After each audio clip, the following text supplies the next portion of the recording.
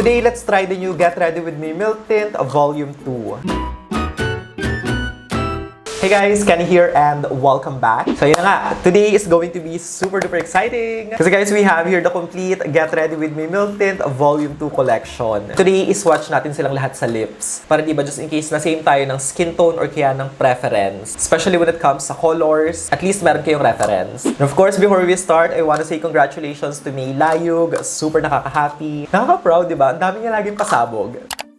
Ito yung product detail na kasama sa PR and basahin natin. 6 yung claims na meron sila dito and that is multi-use, lightweight, buildable, pigmented, long-lasting, and blendable. 349 pesos yung price niya and each tube contains 10 ml. Of course, we all know na si May Layog is an animal lover. Meron siyang cats and dogs kaya all of these products are vegan and cruelty-free. And also, kung hindi ko pa na-mention, 15 nga pala yung shades na meron dito sa collection.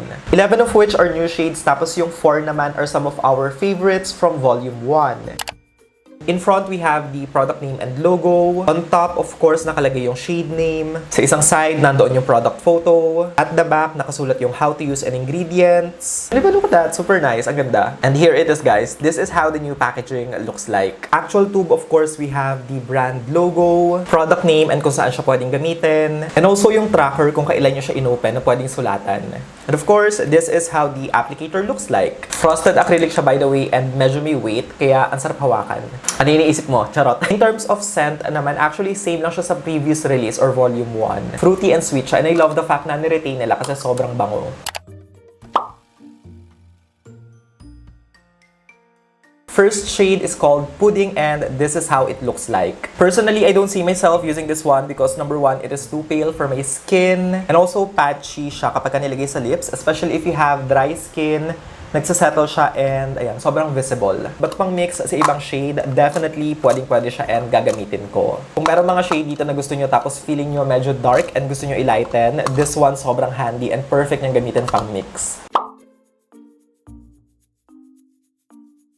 Ito namang nasa lips ko is called Honeydew and this one I like. Ang ganda na pagka-pink niya and compared sa first one, I feel like this one mas forgiving siya kasi hindi na siya ganun kalight di ba? Hindi na parang maputlang maputla. Definitely my kind of pink. Oh my god, I'm obsessed. Ang pretty! This one, of course, is everybody's favorite and my personal favorite, Cheesecake, and still the same, guys. Walang pagbabago. You can never go wrong with the shade, guys. I swear. This is definitely going to be one of your go-tos as well kasi sobrang perfect ang on point ng shade. This one is Buttercream and it is so good as well. Oh my god. Ang ganda ng kulay niya and parang siyang diba? Darker version ni Cheesecake. Perfect MLBB din siya. Ang ganda ng pagka-rosy mauve ng shade. Feeling ko may bagong addition na naman sa mga favorite kong kulay. Anyway, moving on, this next one naman is called 215 Coffee. To me, this one is just an okay shade. I don't know, hindi lang siguro ako sanay sa ganitong shade, kaya hindi ko ma-appreciate, and meron na naman sa ngipin ko.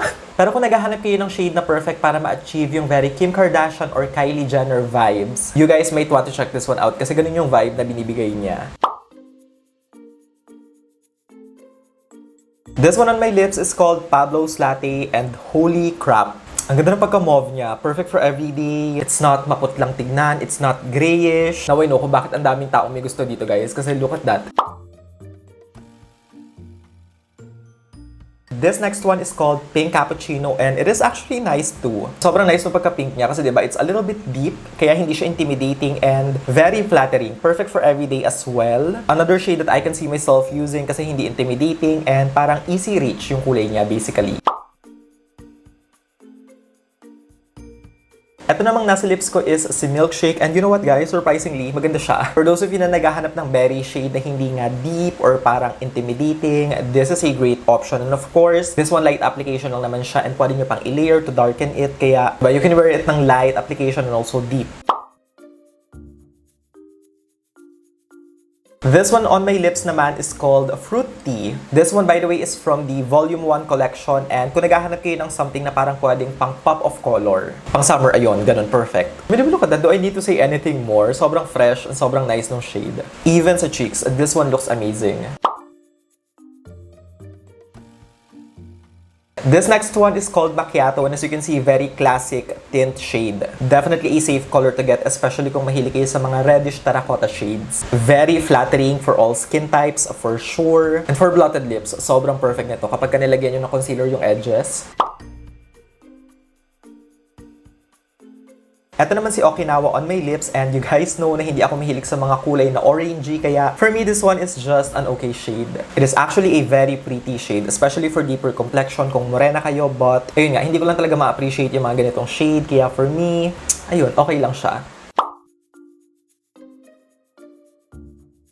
This one naman is 100% sugar, and ganito yung klase ng dark shade na mas prefer ko, guys. And also, I forgot to mention na ito nga palang 100% sugar and Okinawa is from the volume 1. So ayun, heads up lang. And this one as well, perfect for blotted lips, especially kapag ka sobrang faded ng edges, tapos dark sa inner part. This one is Soufflé, which is basically a bubblegum pink. To be honest, medyo tricky siyang gamitin. At least sa lips ha. Kasi diba, since bright yung kulay niya, medyo may pagka-neon and white yung base. What happens is, of course, na-emphasize yung mga texture, yung mga cracks. Kaya medyo uneven and patching tignan. Especially if you have dry lips, baka magka-problem kayo sa application. It is actually a nice shade. Super fun, cute. But I don't think sa lips gagamitin ko to, guys. Probably sa cheeks, pang mix, ganun.